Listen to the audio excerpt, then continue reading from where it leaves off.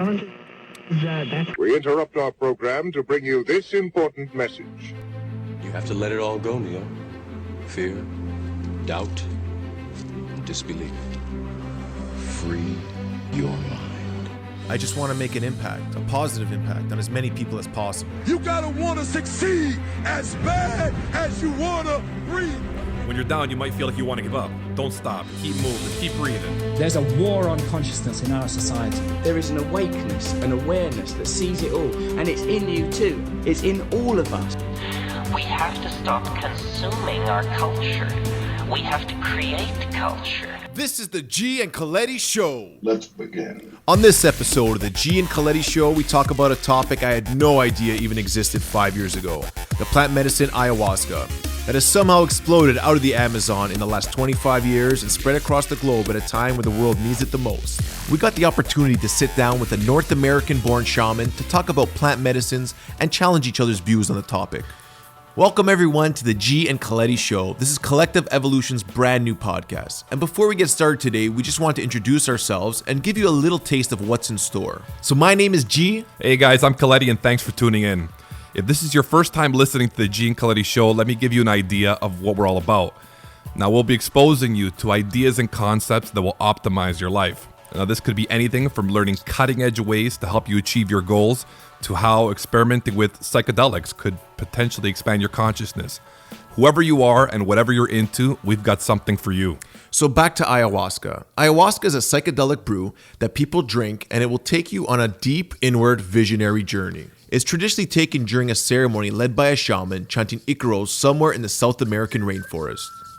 Somehow thousands of years ago, a shaman figured out how to mix a certain vine with a certain leaf, boiled it all day long and drank it to produce one of the most potent psychedelics known to man. With thousands of plants to choose from, was it divine intervention or just luck of the draw? Your guess is as good as mine. The strange thing is that almost all living things contain the active ingredient DMT, otherwise known as dimethyltryptamine, including our own human brains. But if we ingested it alone, it would be digested and produce no effects at all. The Banisteriopsis caapi vine is a MAO inhibitor, which blocks the enzymes in your stomach from digesting the DMT, allowing it to cross the blood-brain barrier and cause the craziest visionary dreams you could imagine, along with a lot of other things as well. Yeah, G's always talking about the life-changing benefits of ayahuasca and how it changed his life, for the better I presume. And I've had some trauma in my life, and G believes that plant medicine could be my salvation. Now, G had planned to do ayahuasca at a retreat center in Northern Ontario. Now, I decided to pay him a visit the day after he drank, so I put in some weird GPS coordinates and took the long drive to Northern Ontario. Now, as I'm driving, the landscape gets more and more rural, and eventually I'm driving on dirt roads. I don't even think these areas have electricity. At this point, I'm starting to get a little nervous and I'm bracing myself for what I'm about to encounter. I consider myself a bit of a conservative person, and this world of plant medicine is uncharted territory for me. I'm imagining hippies running around in tie-dye colored, hemp-made clothing, some of them even naked, chanting odd things in some trance-like state. I have an exit strategy prepared just in case my suspicions are correct. Finally, I arrive at my destination. I drive down a long gravel driveway, and at the end, I arrive at the most breathtaking cottage I've ever seen. The place is beyond incredible. The building looks to be about 4,000 square feet, and there's a large pond in the back. Normal-looking people are in small groups throughout the property, sitting on patio furniture, drinking tea and sharing stories. I'm starting to think I like this place. Now I see Giovanni, and he has a huge grin on his face, which leads me to believe that he had a great ayahuasca experience the night before, and he can't wait to share it with me. He gives me a big hug and introduces me to some of the people he drank with the night before. We chat briefly, and we told them we're going to be interviewing Dave. They seemed like normal people, and they were more than happy to help us set up our camera equipment for a documentary we're shooting about plant medicine. Luckily for us, some of them were in the entertainment industry. Finally, I meet the shaman Dave, and he's not what I expected. Now, to give you a police sketch artist type of description, he looks to be in his early 40s. He's a white male with a slim build. He has a long salt and pepper ponytail, and he shakes my hand and introduces himself as just Dave. Kind of a lackluster introduction for a man of such divine ability, but he seems really normal and he has a calming, euphoric presence. We sit down and begin the interview. I'm sure you've all heard the saying that goes something like, when the student is ready, the teacher will appear. And as soon as I started hearing about ayahuasca, I could not avoid it. It was popping up left, right, and center. Everywhere I looked, it was in my face. I definitely feel like I was being called for something. Yeah, but then one could make the argument that ayahuasca's been calling me as well, because for the last few months, I've been hearing about ayahuasca a lot. I guess it's because you're hanging out with me a lot more often, but it's more than just hearing about it, I guess. It's also you feel this inner pull. So for me, it started with a simple internet search. I think I was probably looking at some Alan Watts videos. And in one of the comments, someone mentioned the name Terence McKenna. And automatically, I was drawn right into that. I said, never heard this guy before. I started doing a few other searches, and what I was finding just blew my mind. His ideas and concepts were so foreign to me at the time, but were so intriguing also. I did what I usually do, is quickly go to Amazon and buy all of his books and try to read as many as possible. Probably only read a couple of them. And if you don't know who Terence McKenna was, he was an ethnobotanist, a philosopher, a lecturer. He had a public following as well. And he talked a lot about the positive, I guess, application of psychedelics at a time when most people were still afraid to speak about them. And basically how they were a tool for, all kinds of further exploration. He tried basically all the psychedelics in his life from what I can understand. But the big one that really made an impact was ayahuasca. And he says how this was the game changer. Going back to synchronicity, the next night I'm on Netflix, DMT, the spirit molecule, pops up. I know Joe Rogan mentions that movie quite a bit too. I think that movie's responsible for inspiring a lot of people to go down to the rainforest. It was, and it inspired me as well. And the thing that really got me was when they were describing their experience to the camera, you could tell that there was no way we could really understand what they were experiencing. And I really wanted to see what they were talking about. So I convinced my wife, or got permission, to go down. And within the next 6 months, I was down in Brazil having my first ayahuasca experience. God bless her. And it's worth mentioning that you're a family man. You have 2 kids. So for you to just follow a whim and go to a rainforest and drink some, magic brew that I don't know if you ever thought about. Did you ever think about possibly dying and not coming back? There are always risks when you travel down South America, but I did a lot of research and I was very comfortable with the place I was going to. And, I'm a firm believer that when it's your time, and, things happen for a reason. So, yeah, there were some risks, but, the experience really outweighed any risks. Once I had the wife's permission, though, it was full steam ahead. I like how honest you're being that you said she allowed you. So she gave you permission. She's the boss. Yeah, she's the boss. Exactly. That's what it is. I'm forever grateful. All in all, my experience with ayahuasca was one of the most profound experiences of my entire life. And it made me realize how someone may want to dedicate their life to become a medicine man. My name is Dave. My Shipibo name is Ronenua. It's my given spirit name from the Amazon. People use the word shaman. Myself, I'd prefer to be referred to as a practitioner of vegetalismo or a vegetalista, one who uses the medicine of plants and trees to help people in their healing process.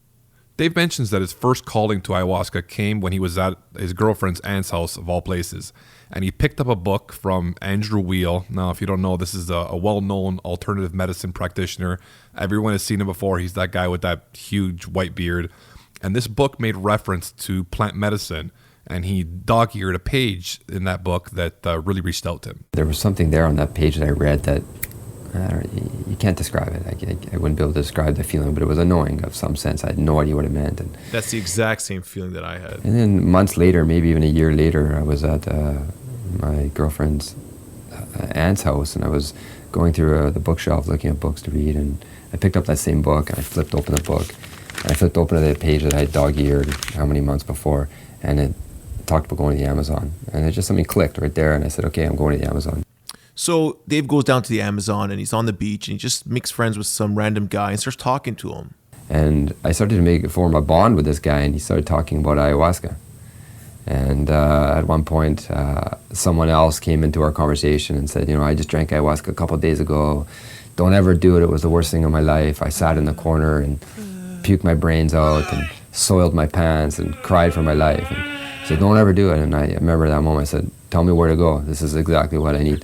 And I knew that's what I needed. And brave. Well, brave or stupid, I don't know. Well, time will tell. Intuitively, it just... It pulled. I knew that's what I needed. I need a big shake-up. I needed just to be cracked open. And so when I heard about this, I also knew that intuitively this was a medicine for me.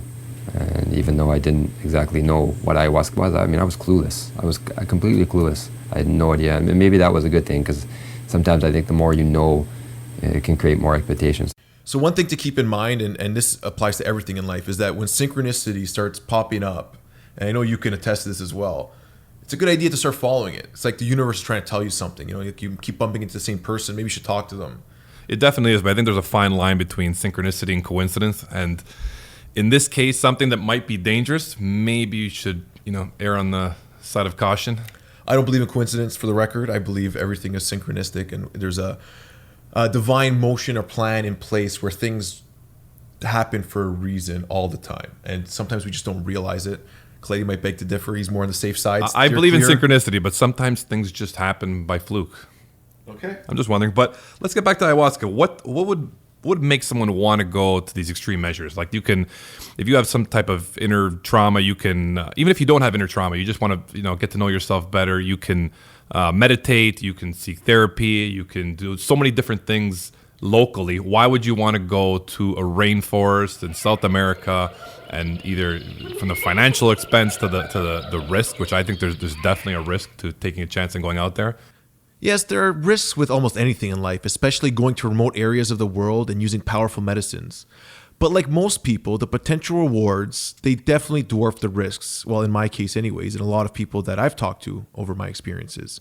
You're either a psychonaut, a psychedelic adventurer looking to further explore your consciousness and reality, or you're in desperate need of some healing. Or you just really want to party. No, I'm just kidding. Ayahuasca is not a social or party drug. It's actually really tough sometimes. I now look back and realize most of the drugs I have experimented with actually had a different purpose. In my younger years, I would use mushrooms or marijuana, but now I come to realize that they were actually healers or teachers.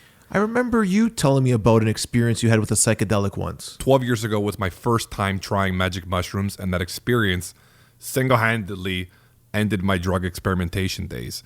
I really hated it. It left me with some mild anxiety that I had to deal with for a few months, 3-4 months after the accident, let's say. And it left me thinking to myself, why did I just do that? And more importantly, why would I ever even consider putting myself in that state again? It was absolutely horrible.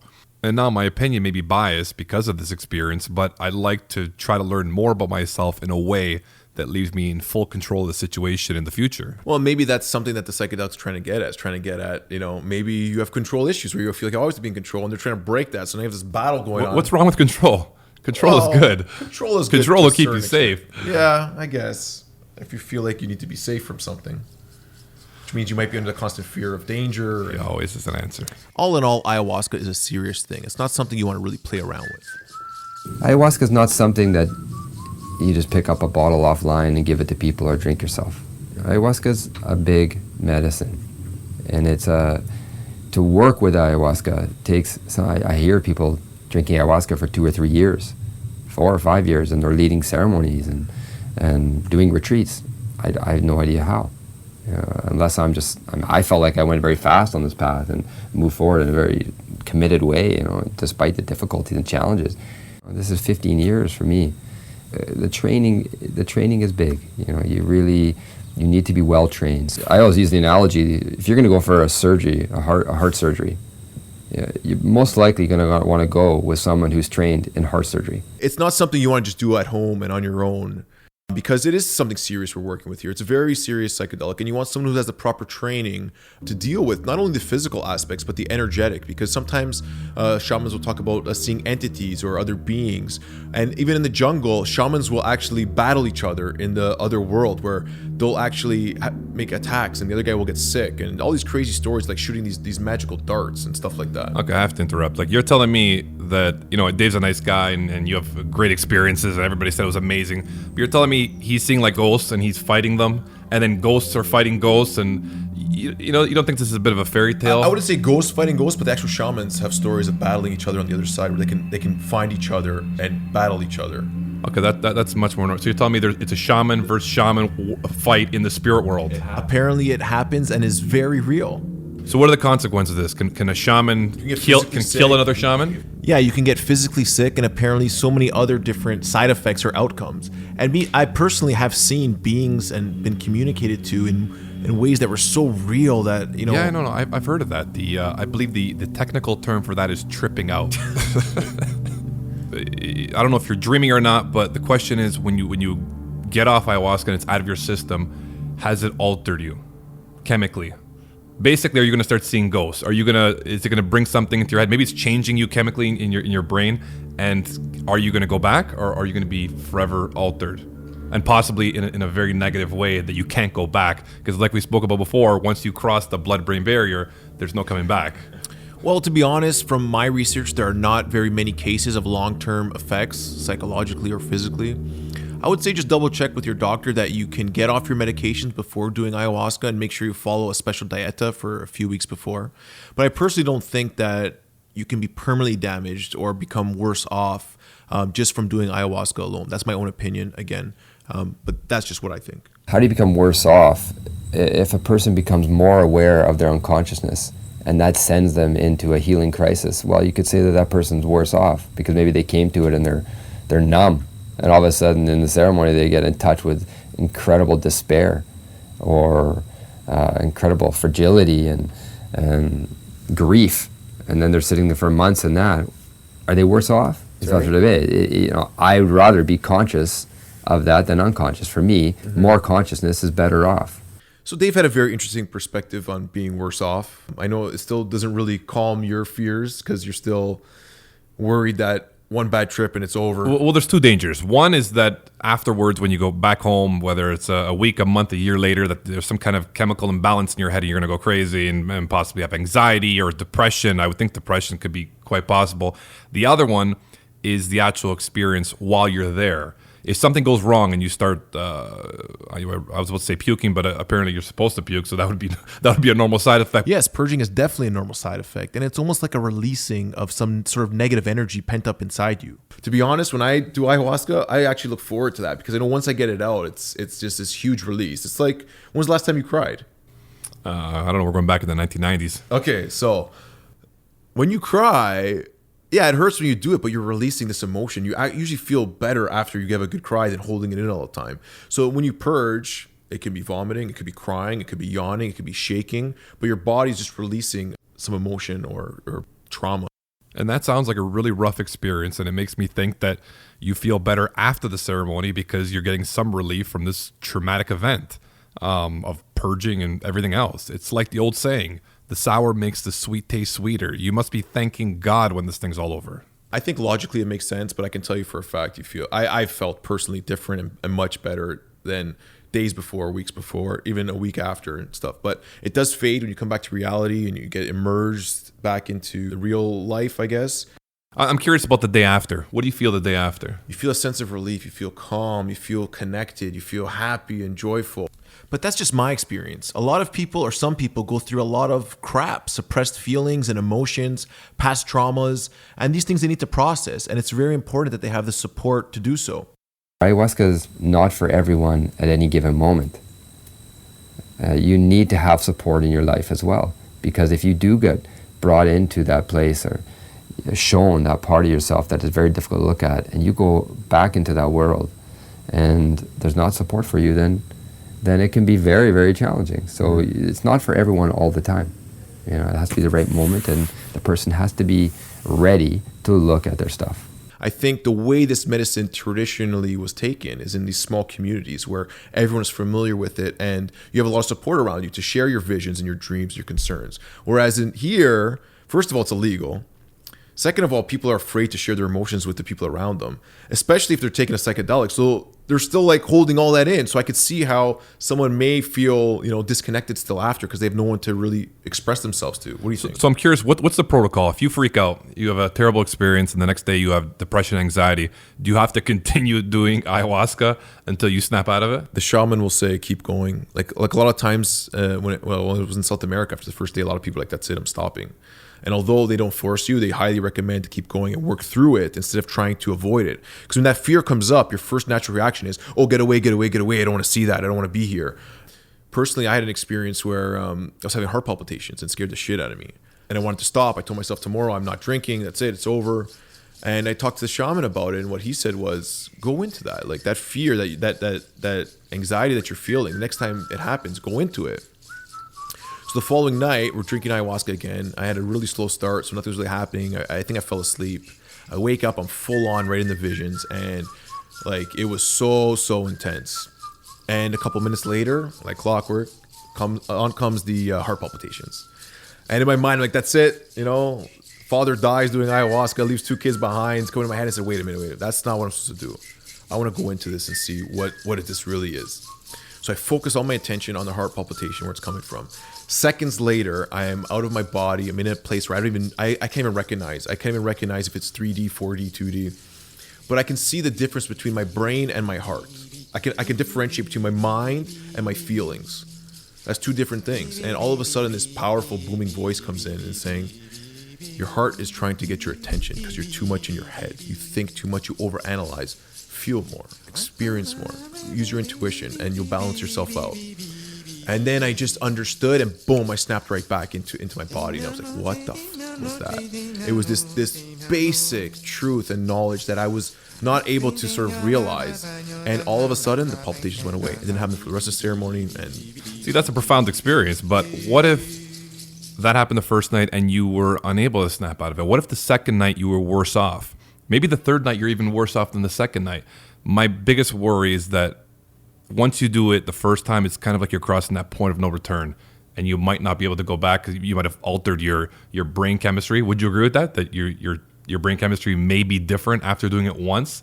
I would like to see studies that would say that that's possible. I haven't seen them. If it has that much of a profound experience where your heart is talking to your mind, and you're seeing spirits and shamans are going into war in a 2D, 3D, 4D world, I think it's reasonable to think that maybe your brain chemistry is being changed a bit. Well, I don't know what you believe in, if we were designed by God, or if we evolved from monkeys, but regardless of the fact... I believe both, by the way. Okay. So regardless of the fact, at one point in our brain, our pineal gland was created, whether it evolved or was put there. And it produces DMT. It produces that same substance that gives you the visions. And it's said to be released at birth, at death, potentially when you're dreaming, during near-death experiences, even potentially through fasting or deep meditation. I get that, but you ever heard the line, the dose makes the poison? You have DMT in you. Pure vitamin C is poisonous, but it depends how much. If they're just overloading your system, maybe you're not designed to handle that much DMT because you've only had small traces. Well, I don't know exactly if there's a dosage, but it's very, very rare, and I haven't really seen any cases where anyone has overdosed on ayahuasca. There are a couple reported deaths of people who have died, but autopsies are not clear what the actual cause of death was. DMT overdose, I haven't seen any cases. I could probably do a little more research, but I did a little bit before, and I didn't really see many. But all you get is a handful here and there of ayahuasca deaths, which really get a lot of media attention. But if you compare that to the amount of people who die, because you're not going to bring like facts and figures of like shark attacks and... No, I'm going to say prescription drug deaths. So things are supposed to be helping you. It's 100,000 a year in the U.S. on average. People who die from adverse reaction to their prescription drugs. And so you have in the last 10 years maybe 5 or 10 deaths related to ayahuasca, but not verified that it was the actual ayahuasca that killed them. I think from a statistical perspective, that's a little misleading. You have to look at like a percentage of how many people take prescription drugs and how many die as a result, because I'm sure there's like 1 million times more people that take prescription drugs than do ayahuasca. So you can't compare it per capita. On a case-by-case basis, you have very few stories of people who have died of related to ayahuasca, and then even less proof that it was the actual ayahuasca that did them in. Now, I don't want to keep playing devil's advocate, but maybe some of these people that die in South America just stay in South America. It's possible. It's not a laughing matter either, but it's possible. It definitely is possible. I would say be careful, because when you go to South America, you don't know who you're dealing with. There are different plant mixtures that could be mixed in that can have a lot of serious side effects. If you don't know who you're dealing with and if they're reputable or not, you have to be very careful. Well, we live in a world where even if you buy something on eBay, you want to see the referrals and you want to see past transactions and see people's feedback. We should come up with a rating system. There should be a rating system for shamans, because you shouldn't just go there on a whim and take a chance when it's something so serious. I hope one day in the future there's like a shaman school of Canada or US where where you go through a training and there's actual facility with the right settings. Exactly. It's like a dog. I want to know what kind of grades this guy got. Like, how well did he absorb his information? I'm looking for an A+ student here. It starts with education, understanding. And the first thing is to get people to know what it is. There's a lot of fear. The government doesn't really know what it is. But there are a lot of stories of transformation. So there's a lot of positives. And I think that the research is starting to come out to a point where enough people are saying, you know what? I'm struggling with PTSD. I'm struggling with depression. I'll try anything. They try ayahuasca. They come back and something has changed. Illness is a disconnection from mind, body, spirit. So in Western pharmaceutical theories and the way that Western medicine works is that we name the illness and then there's a drug for that illness. It makes no sense. It makes no sense. Every single person is different. There are patterns of illness. So when someone comes to me and they say, I have this or I'm diagnosed with this, okay, great. It gives me a reference of what may be happening, where in the body, what organ system, what part of the system is being affected. But how it got to there, how it got in place there is going to be different from every person. So finding the root of that is the work in this work, and trying to untangle the root and trying to clean that out. But so what I'm trying to say is that because of illness as being a disconnection of mind, body, spirit, then every illness can be helped by ayahuasca if the person wants to heal. We also want to know what types of things, in his opinion, ayahuasca could potentially heal. There's been a lot of stories of addiction, a lot of transformational stories of addiction for sure. Depression, for sure. Depression is a big one. Depression is a big one. It's out there a lot, and I see a lot of it. Cancer, certainly. I've seen cancer go both ways, and the one thing to mention as well, and this is not a cop-out saying that ayahuasca can't cure cancer, because it's not so much ayahuasca can cure cancer. It's not how it works. Cancer is a lifestyle disease, and there's many facets to cancer that cause cancer. And people say genetics, but it's energy, it's karmic, it's generational and passed on, unconscious. But just because someone dies doesn't mean they didn't heal. And I've had 3 people close to me that died of cancer that I've seen tremendous healing from. They were full of anger and resentment or guilt or shame, and through ayahuasca healed that, but they still passed away, passed to their side. But how do we judge that? How are we creator to say that they failed or ayahuasca didn't work for them? It might have exactly what they needed to go on their journey on their side. So, but I have seen success stories on as well. In terms of I don't want success stories, but some people who have gone into remission with cancer for sure. Okay, I'm a little confused now. He mentions cancer, situations of people with cancer going both ways. I don't mean to be a dick, but no shit. A lot of times cancer does go both ways. Some people die and some people live. And listen, there's quite a few healing modalities that believe that almost all physical illness is the manifestation of emotional issues that we carry inside of us. And just in case people right about now are rolling their eyes, it is proven that stress causes illness. And I think we'd all agree on that. So I think it's logical to believe that carrying pent-up emotion day in and day out is very stressful. Absolutely. And healing could mean different things as well. Just because you died of cancer doesn't mean you weren't healed before of the emotional issue that could have plagued you for your whole life. So there's a lot more to this sort of healing and emotional connection than meets the eye. And the other thing that ayahuasca is really known for is being a teacher, giving insight, knowledge, lessons, just helping you to reflect on your life and giving you some guidance on maybe some decisions or changes you should be making. You keep mentioning that you learned so much during the ayahuasca ceremonies and that Mother Ayahuasca somehow teaches you something. Give me an idea of what the interaction actually looks like. One that was very impactful in my life was at a time where I had a lot of stress at a couple businesses that I was working on, and things weren't going so well, 2 young kids, and I was just overwhelmed. And there was one point in the ceremony where I just got really sick and I started throwing up. And right when I started throwing up, I saw this vision of a scale, and I was throwing up into the scale, and it kept on spinning around and around, and I didn't understand. And it kept asking me, is that enough balance for you? And I threw up again, and the scale goes off. Is that enough balance for you? And I couldn't get it. And then all of a sudden, this voice comes and gives me the answer and says, you control the balance in your life. If things feel out of whack, you can change that. you don't have to do things you don't want to do. And it just hit me. It's like, oh my God, it's so true. I'm stressing myself out by doing things that it's in my control to change. And from that day on, I just started changing everything around in my life. And it helped me tremendously. It was so simple, but yet so effective. That's a really cool story and sounds like a very interesting way to learn a lesson. Kind of like solving a riddle. And even though I'm afraid of doing ayahuasca, much like many other people are, I still can't help but wonder if ayahuasca has the answers to some of the questions in my life. The purpose of ayahuasca is not so ayahuasca needs to teach you, is that it teaches you how to teach yourself, to be in contact with what you need for yourself, that inner voice. That's the message ayahuasca is giving us. That's the message that nature gives us. Listen, pay attention to what's going on around you, but also what's going on within you. People come to me often and they talk to me about, I'm here, I come to ceremony to find my heart path, or my path, my career path, or my, family path. And the answer always is just find your heart. You find your heart, and your heart will give you the message of what your career is, and what relationship you're going to be in. If you don't know your heart, then you don't know that inner voice. Mm-hmm. And a lot of times we get mixed up with which voice is talking to us, and many times it's the ego, and this is the world we're living in. And what the world needs right now, more than anything, is people tapping into their hearts. Whether through ayahuasca or meditation or whichever method you find necessary, if you find your heart, the rest will fall into place. So on behalf of the G and Coletti Show, I'd like to thank you.